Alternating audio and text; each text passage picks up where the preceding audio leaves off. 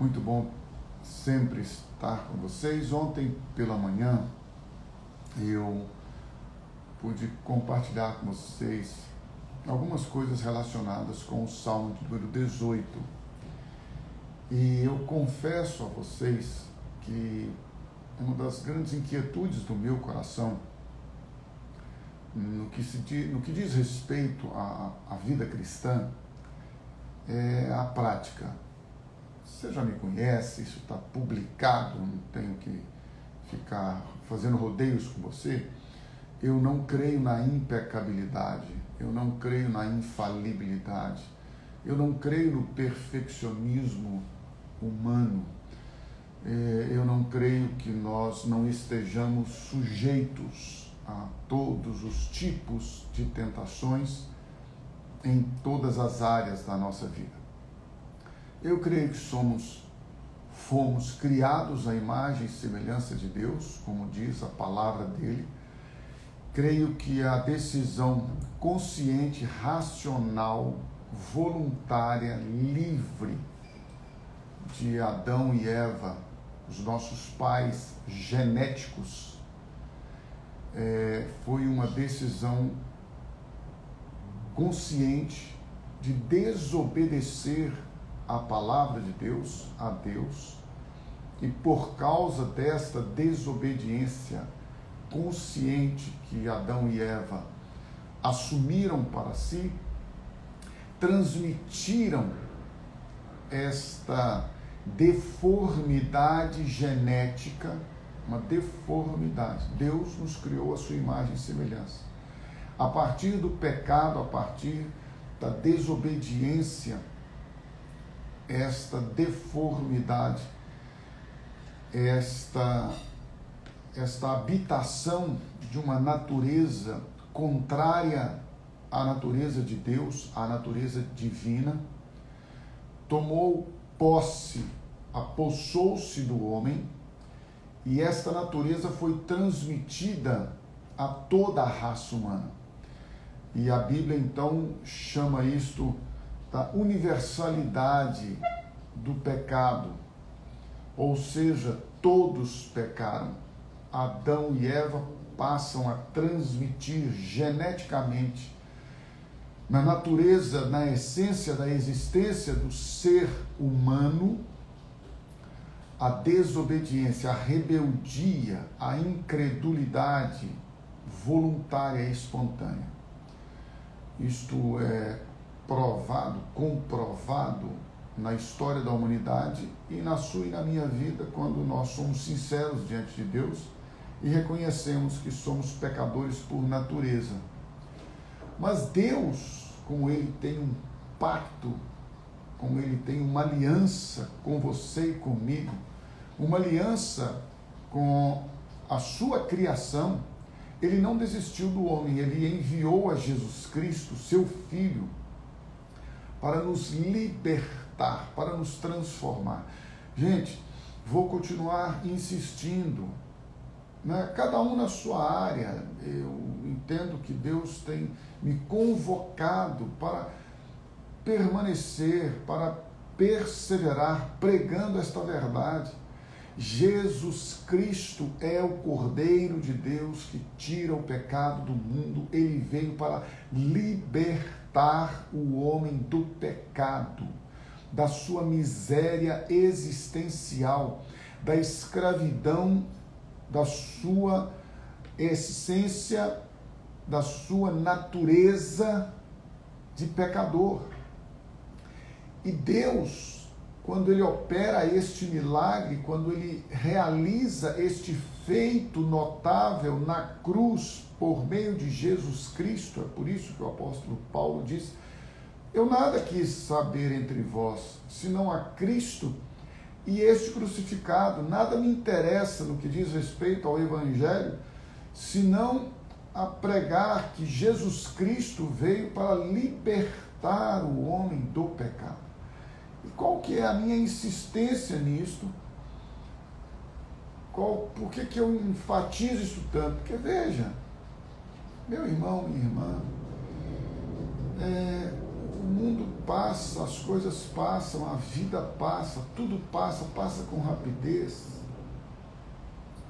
Se você e eu não experimentarmos a salvação da nossa alma por meio de Jesus Cristo, que nos liberta do pecado, todas as outras coisas na nossa vida estarão perdidas.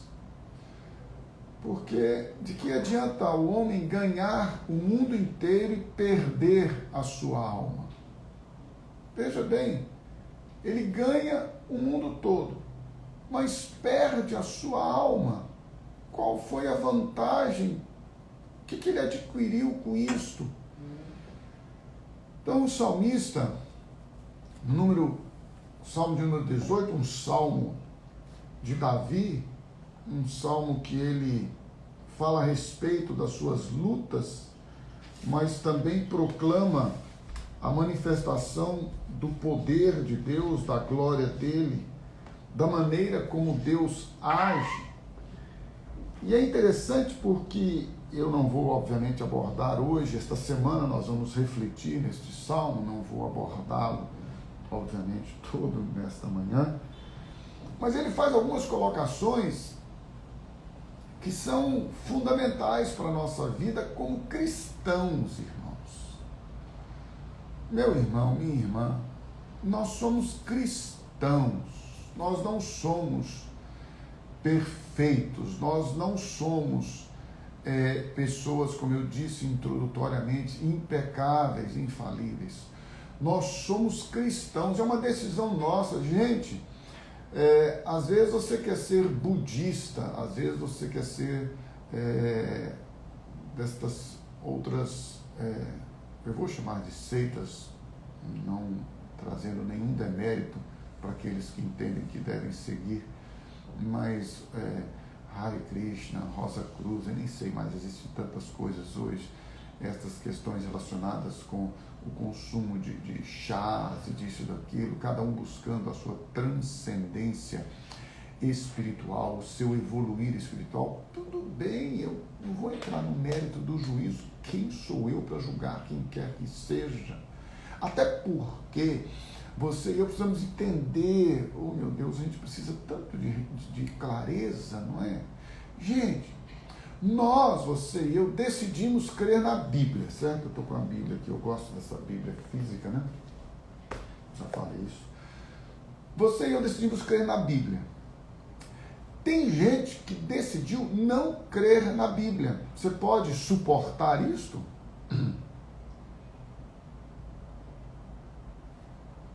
Você consegue respeitar isso? Tem gente que decidiu não crer que Deus existe. Ele decidiu ser ateu. Tem gente que decidiu ser boa pelo aperfeiçoamento da sua humanidade. Ok, nós vamos continuar pregando o Evangelho, pregando o amor de Deus, pregando a graça de Deus, a misericórdia, a compaixão, mas com respeito por aqueles que pensam e creem diferente de nós. E aproveitando a deixa, meu amado, precioso e querido irmão, respeite a posição política das pessoas sem querer que elas pensem como você, andem como você, creiam como você, por favor. Todo radicalismo, ele é danoso. Se nós, você e eu, queremos ser radicais, sejamos radicais no amar uns aos outros, assim como Deus nos amou em Cristo Jesus. Quer ser radical, quer ser violento na sua radicalidade, seja radical no amor, seja radical no perdão, seja radical, seja forte, seja intransigente em perdoar e diga: eu não abro mão, eu não cedo nem 1 milímetro, vou perdoar todos os meus inimigos, vou perdoar todos os que me ofenderam, Vou amar incondicionalmente todas as pessoas. Seja radical nisto. Meu amado, nas outras coisas, seja santo. Vive em justiça, seja íntegro de coração. Seja puro. Depois você leia o Salmo de número 15, que eu acredito que ele fará muito bem. E aí, Davi, ele fala assim: o Senhor é a minha rocha. O Senhor é a minha fortaleza e o meu libertador. O Senhor é o meu Deus, Ele é o meu rochedo em quem me refugio. Quando o salmista, ou quando Davi inicia este salmo, ele faz uma declaração maravilhosa. E ele diz: eu te amo, ó Senhor, minha força. E nós sabemos biblicamente que nós o amamos porque ele nos amou primeiro, não é verdade? E ele nos declara que nós devemos amar assim como nós fomos amados. Porque ele disse, a lei, aqueles 10 mandamentos que Moisés recebeu, toda a lei, tudo aquilo, todos os preceitos, regras que o povo judeu da nação de Israel recebeu de Deus, se cumpre em uma só palavra, em um só mandamento. Amarás, pois, ao teu próximo como a ti mesmo. Nisto se cumpre toda a lei, todos os mandamentos. Aí Jesus vem e diz, mas eu não vim anular a lei, eu não vim cancelar a lei, destruir a lei. Eu vim cumprir a lei e eu a cumpro amando ao próximo como a mim mesmo. Mas a lei foi dada por Moisés, a graça e a verdade vieram por meio de Jesus. E na graça, vivendo segundo e baseado, firmado nos princípios da verdade, porque agora nós vivemos pela verdade, na verdade, santificados pela verdade, firmados e edificados na verdade. E aí então vem Jesus e disse, olha, novo mandamento vos dou, que vos ameis uns aos outros, assim como eu vos amei. Que agora vocês possam ser conhecidos não pelos prédios, que agora vocês sejam conhecidos não por causa dos milagres, das maravilhas, das pregações, dos cultos, do louvor, da adoração, das manifestações, dos sinais, dos prodígios, mas que agora vocês sejam conhecidos como meus discípulos quando vocês amarem uns aos outros assim como eu vos amei. E para que você e eu pratiquemos, andemos neste amor, que vai muito além da nossa capacidade pessoal, humana, por mais altruísta que sejam nossas ações, você e eu só podemos amar uns aos outros como fomos amados por Deus, se nós experimentarmos o amor de Deus que está derramado nos nossos corações pelo Espírito Santo que nos foi dado. E só podemos ter, e só podemos receber este Espírito Santo da parte de Deus quando experimentamos o novo nascimento, a nova vida em Cristo. E esta nova vida em Cristo, ela só é possível de ser experimentada quando nós experimentamos libertação da velha vida. Então, profeticamente, óbvio que Davi está dizendo de circunstâncias e situações em que ele vivia no momento da sua história, das suas guerras, das suas lutas, enfrentando os seus inimigos, mas agora profeticamente nós podemos entender que ele está dizendo que o Senhor, que é a nossa rocha, que é a nossa fortaleza, que é o nosso refúgio.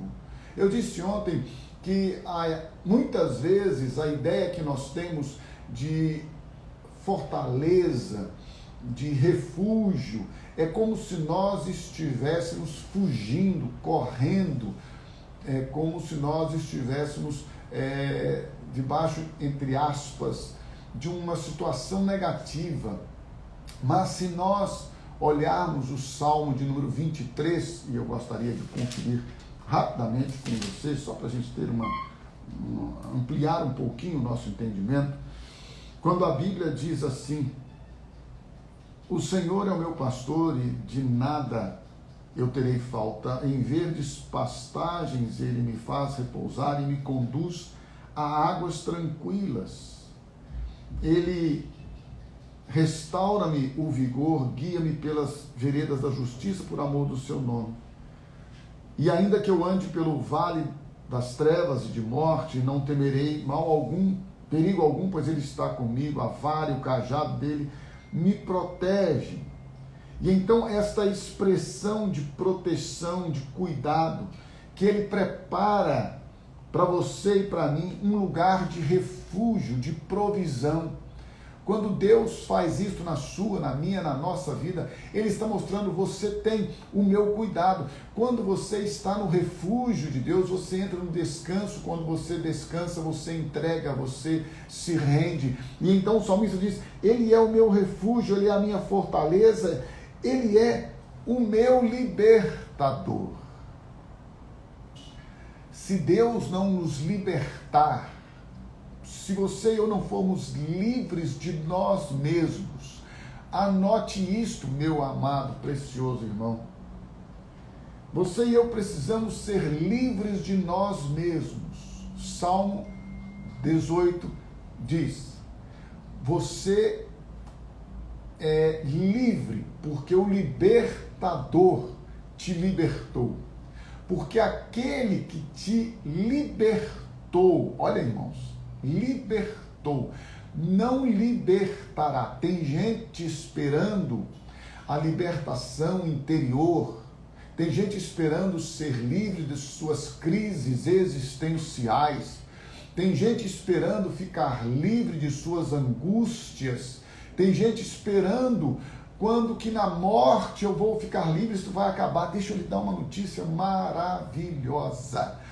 Deus, na pessoa do seu Filho Jesus, quer libertar você hoje, agora, de todos os seus conflitos, inquietudes, de tudo aquilo que perturba a sua alma, a sua mente, o seu interior, a sua vida, a sua história. Deus quer transformar a sua vida de pecador. Deus quer transformar a sua vida de escravo do pecado. Deus quer transformar a sua vida daquela pessoa que não faz o bem que quer, mas faz o mal que não quer, que é uma pessoa induzida, controlada, escravizada, dominada pelos instintos, pelos chamados repentes, pelo descontrole, pela infelicidade, pela falta de paz. Deus quer transformar, não reformar. Ele quer transformar a sua vida a partir do seu interior, a partir da sua vida interior. Deus quer libertar. Isto só pode ser feito, só pode existir, acontecer, ser realizado por meio de um milagre. Chama-se novo nascimento. Ele é o seu libertador. Isto é profético para a sua vida, para a minha vida, em relação ao Salmo de número 18. Isto se cumpriu na pessoa de Jesus. Isto veio a ser estabelecido, concretizado, consumado. Esta é a expressão que Jesus usa. Está consumado. Eu estou morrendo para substituir. Eu estou morrendo agora no lugar dos homens em toda a terra, em toda a história da humanidade. Eu estou agora levando os homens a quitarem a dívida com Deus. Meu irmão, minha irmã. Ezequiel 18:4 diz que a alma que pecar, essa morrerá. Romanos 3:23 diz que o salário do pecado é a morte. A Bíblia diz que todos pecaram e destituídos estão e carentes estão da glória de Deus. Jesus vem, morre no seu, no meu, no nosso lugar, mas nos leva a morrer com Ele para o pecado. E assim Ele nos liberta, porque Ele é o nosso libertador. Davi profetizou isto, Jesus cumpriu isto, dizendo: e conhecereis a verdade vos libertará. Se, pois, o Filho vos libertar, verdadeiramente sereis livres. E então, em Romanos, eu gostaria que você, por gentileza, abrisse a sua Bíblia comigo. Em Romanos, capítulo de número 6, a palavra de Deus, ela afirma para você e para mim, Romanos capítulo 6, no versículo de número 6, diz assim: sabemos que o nosso homem velho, o nosso velho homem, foi crucificado com ele, para que o corpo do pecado seja destruído e não mais sejamos escravos do pecado, pois quem morreu foi justificado do pecado. Romanos capítulo número 8. Olha que coisa maravilhosa, meu irmão e minha irmã. A palavra de Deus declarando para você, para mim, que nós somos livres do pecado, que nós estamos livres desta natureza que nos escravizava. Fomos livres. Estamos livres, libertados do pecado. Olha só, irmãos, Romanos 8. Portanto, agora, já não há condenação para os que estão em Cristo Jesus. Motivo, por que não há condenação para os que estão em Cristo Jesus? Porque por meio de Cristo Jesus, sempre Ele, Jesus, a lei do Espírito de vida me libertou. Olha aqui, irmãos, quantas vezes a palavra de Deus está usando a palavra libertação, libertar, libertou. Deixa eu fazer um adendo importantíssimo. Não libertará, libertou, ok? Ele nos libertou. Está no passado, porque é uma obra que já foi feita, executada e consumada. Não há condenação para os que estão em Cristo Jesus, porque por meio de Cristo Jesus, olha o que a Bíblia diz, a lei do Espírito de vida me libertou da lei do pecado e da morte. Versículo de número 14. Porque todos os que são guiados pelo Espírito de Deus são filhos de Deus, pois vocês não receberam um espírito que os escravize para novamente temerem. Mais uma vez, a Bíblia está fazendo a diferenciação clara, explícita, é berrante, vamos dizer assim. Vocês não receberam um espírito que os escravize para novamente temerem. Antes nós estávamos escravizados pelo pecado, temíamos a morte, não é verdade?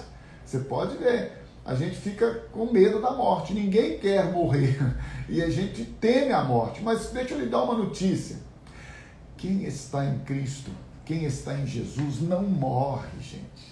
Ele dorme, ele descansa.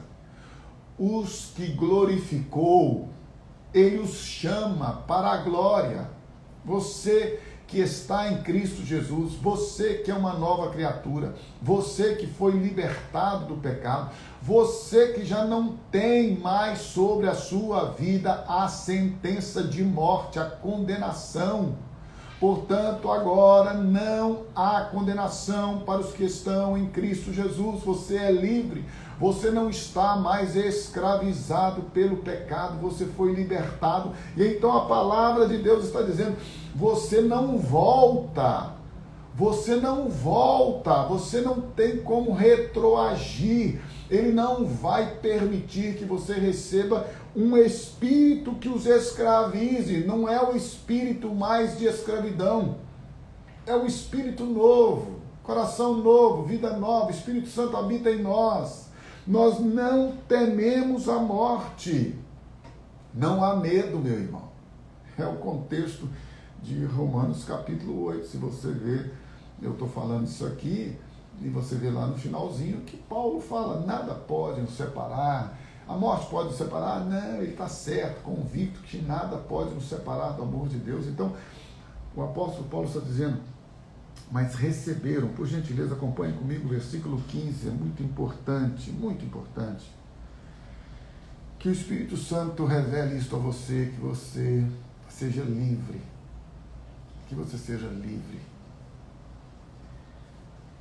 Mas receberam o Espírito que os torna filhos por adoção, por meio do qual clamamos, Abba, Pai.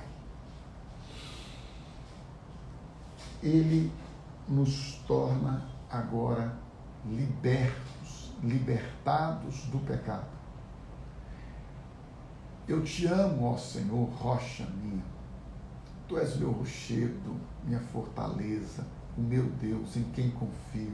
Tu és o meu refúgio, tu és o meu libertador. Deus nos deu vida e vida abundante por meio da sua pessoa, por meio de Jesus. Deus nos libertou da natureza carnal, pecaminosa, transgressora, desobediente, rebelde, incrédula. Gente, isso é palavra de Deus. Eu não quero que você mude sua religião. Eu não estou nem aí para a sua religião. Eu não estou nem aí para a sua história, no bom sentido, tá? Que o seu passado não interessa. O que interessa para Deus é a sua vida hoje, é o que você quer hoje, é o que você deseja hoje. O que interessa para Deus é a sua decisão hoje. Não importa a sua formação intelectual, sua tradição familiar, religiosa, que isso tem valor, qual o valor que isso tem? Se isso não muda a nossa vida interior, se isso não traz paz para a gente, pessoal. Aí você fica passando a vida debaixo de uma doutrina, debaixo de uma regra, debaixo de um preceito, debaixo de uma instituição, debaixo de um nome. Que coisa triste, gente. Meu Deus, que o Senhor nos livre dessa religiosidade, dessa hipocrisia, que o Senhor nos livre dessa escravidão. Às vezes a gente acha que é livre porque vive na igreja. Meu irmão, minha irmã, deixa eu te falar. Este prédio que recebe as pessoas, eu ia falar que parece mais um manicômio, até porque o primeiro doido que entrou lá fui eu. Ah, gente, todo mundo entra ali, de tudo quanto é jeito, gente deformada, gente totalmente marginalizada, desprezada, e glória a Deus por isso. E ali é lugar de cura, ali é lugar de transformação, ali não é lugar de gente perfeita, não. Aí você vai para a igreja, quer que o pastor seja perfeito. Claro que não deve ser um vagabundo, um safado, um ordinário, um mentiroso, um caloteiro, um desonesto, um adúltero, né, um promíscuo, que está cheio de pastor assim aí, pastor e outros líderes. Tá? Eu falo de pastor porque diz respeito a nós, irmãos, mas está cheio, todo líder assim, jeito também. Se você for colocar que cada setor, né? Porque pastor é isso, padre é aquilo, não sei o que. Meu irmão, política é isso, todo mundo é tudo. Ah, meu irmão, deixa eu falar com você uma coisa. Para de julgar as pessoas, comece a julgar a você mesmo. Traga o juízo primeiro para você, porque quando nós nos julgamos, nós não somos julgados nem por Deus, nem pelos outros. Aliás, se você cuidasse mais da sua vida e menos da vida dos outros, talvez você fosse mais feliz. Mas voltando aqui para nós, aí a gente ganhou um espírito novo, meu irmão. O Espírito Santo, está em letra maiúscula, Romanos capítulo 8, versículo de número 15. Dá uma lida aí. Esse Espírito novo nos dá a alegria de chamarmos o nosso Pai de Paizinho amoroso. Eu fui uma vez questionado por uma pessoa muito religiosa. Eu morro de rir desses religiosos. Eles ficam escandalizados com a gente, né? Aí uma vez uma pessoa muito religiosa falou comigo assim: você não acha que é muita informalidade você chamar Deus de pai assim como você chama, não? Eu falei: mas eu sou filho. Imagina, agora a pessoa tem que chamar. Irmãos, eu entendo e acho que está certo a gente se dirigir aos nossos pais, né? Senhor, senhora, não tem problema, mas a coisa que eu mais gosto da minha vida é chamar minha mãe de mãe. É lógico, ela é minha mãe, meu pai já faleceu, mas eu chamava de pai. Imagina eu chamar meu pai, ô seu Ronaldo, ô Ronaldo. Não, é meu pai de pai, ele é meu pai, eu tenho que ter liberdade para expressar, para se dirigir ao meu pai. E aí Jesus diz assim: olha, vocês serão filhos de um pai amoroso. Não me escolhestes vós a mim, mas eu vos escolhi e vos nomeei. Veio para o que era seus, mas os seus não o receberam, mas a todos quantos o receberam, deu-lhes o poder de serem feitos filhos de Deus. Filhos de Deus. Nós somos membros da família de Deus. Deus é o nosso Pai. Deus é o Pai que nos chamou. E então a Bíblia diz: nós recebemos um Espírito, o Espírito Santo, que agora temos a liberdade de nos dirigir a Deus, ao Todo-Poderoso, ao grande eu sou, ao Criador dos céus, da terra, aquele que tudo sustenta. Aleluia, glória a Deus por isso. Mas na nossa intimidade, liberdade, nós somos filhos, e os filhos se dirigem, ou pelo menos deveriam se dirigir aos pais com liberdade, com carinho. Então, Abba, Pai, Pai, Paizinho querido. O próprio Espírito, versículo 16, testemunha ao nosso espírito que somos filhos de Deus. Somos filhos de Deus.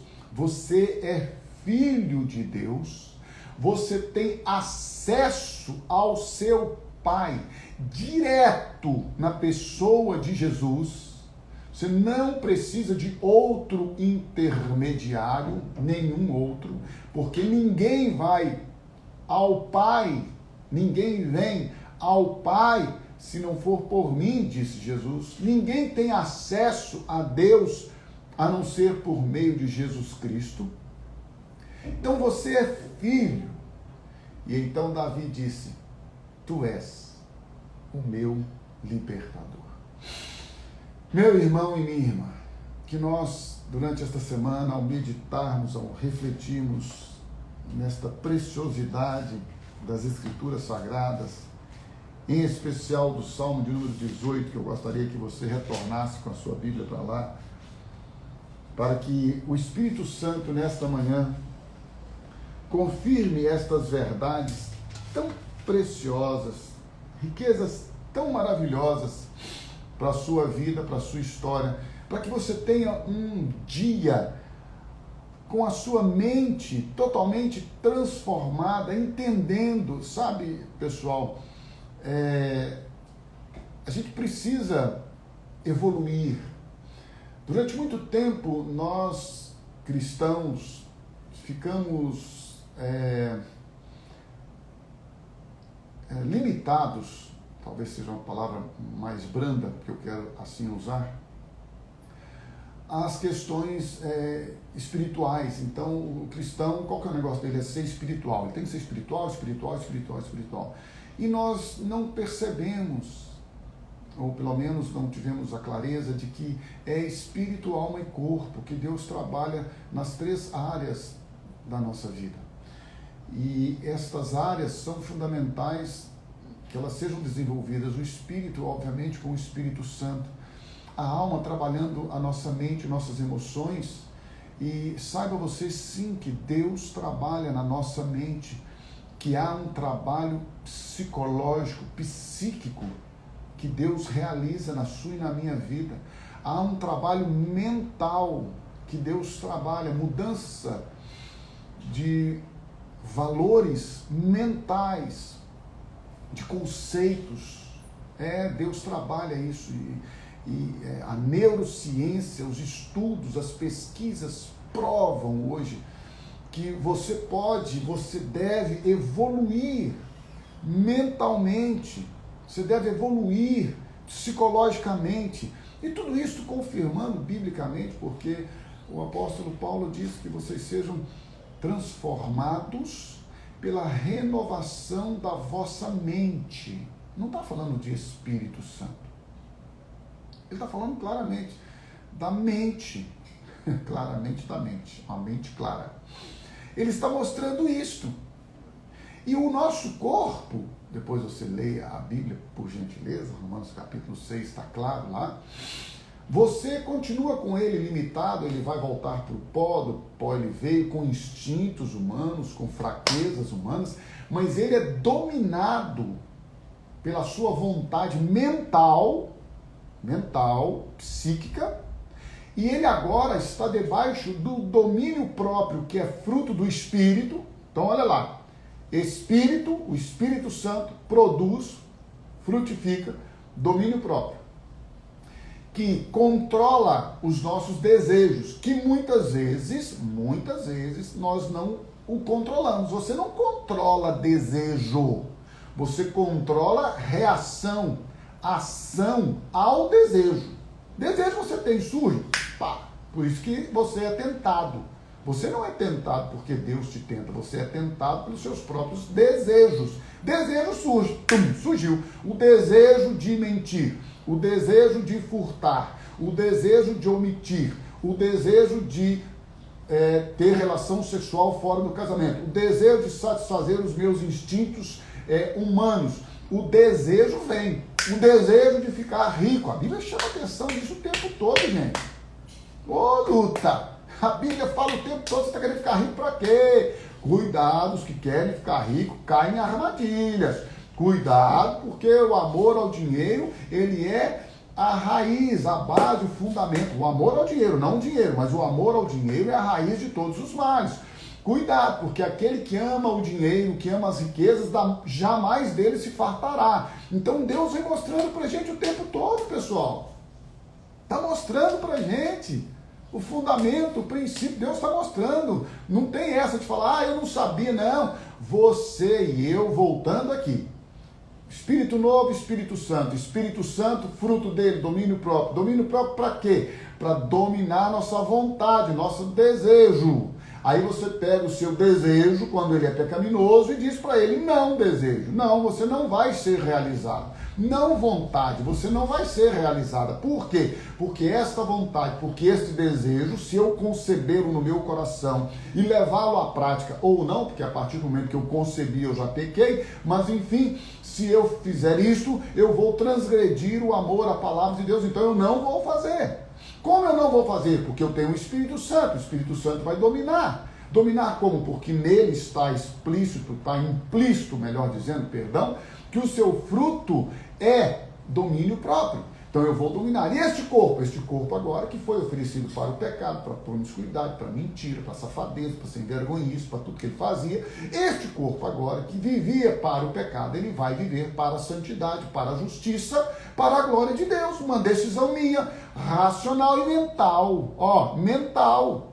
É isso aí, gente. Desejo eu continuo tendo. Mas eu não estou obrigado, ou eu não sou obrigado a obedecer os meus desejos. Salmo de número 18. A responsabilidade é sua. Acha que não? Assista às reuniões de ontem, de manhã e à noite. À noite, então, e dá-lhe palavra. Eu te amo, ó Senhor, minha força. O Senhor é a minha força, a minha fortaleza. Ele é o meu libertador, o meu Deus é o meu rochedo, em quem eu me refugio. Ele é o meu escudo e o poder que me salva. Aí você vai fazer a ligação disso aqui, que ele é o seu escudo. Você vai estudar lá, nós vimos um pouquinho ontem de Efésios 6, voltando, lemos isso no tempo que Deus nos permitir. Ele é o nosso escudo, ele é o poder que me salva, seja revestidos, do poder de Deus. Ele é a minha torre alta. Esta representação de torre alta aqui é para mostrar para você o seguinte: ele te coloca em um lugar inalcançável, para que você seja guardado de todos os ataques dos seus inimigos. Clamo ao Senhor, que é digno de louvor, e estou salvo dos meus inimigos. Tudo isso aqui, meu irmão, a palavra de Deus está mostrando para você e para mim, que são referências proféticas à salvação, ao agir, ao mover de Deus na pessoa de Jesus. Quem é a nossa rocha? Quem é o nosso refúgio? Quem é o nosso libertador? Quem é o nosso escudo? Quem é o nosso protetor? Quem é a nossa fortaleza? Quem é aquele que nos salva, nos livra dos nossos inimigos? É Jesus. Então é isso, a gente precisa conceber. Agora a nossa mente precisa entender. Isso é mental, gente. Espiritual é algo que Deus faz. Milagre. Espiritual é milagre. Você não faz, é Deus que faz. Quem te liberta? Deus. Quem te transforma? Deus. Agora, quem aplica, quem estabelece os princípios da vida cristã? Você. Não é Deus. Não é eu. A hora que você quiser, isso está na Bíblia de forma explícita. Quem é que determina a vida cristã? Eu. Quem é que determina como eu vou viver neste mundo? Eu. Aqui, ó, na mente. Então eu queria desafiar você esta semana a ler o Salmo 18, a revertê-lo, adaptá-lo, no bom sentido, para a sua vida presente. Mas lembre-se sempre que quando fala de inimigos, quando fala de vitória sobre os inimigos, não é para você agora pensar que você vai destruir seus inimigos, que Deus vai vingar, vai pesar a mão, essa besteirada que a gente ouve por aí, não. Não entra nessa não, de ser fria, tá? Isso é gente que não conhece o amor, a graça, a misericórdia, a compaixão do nosso Pai amoroso. Entenda que isso é profético para a sua vida, no sentido de uma vida abundante. Esse é o ponto. Deus tem uma vida abundante para você. Que o Senhor te abençoe, que o Senhor te guarde, que o Senhor resplandeça sobre você nesta segunda-feira a glória dele, que você tenha uma semana muito abençoada.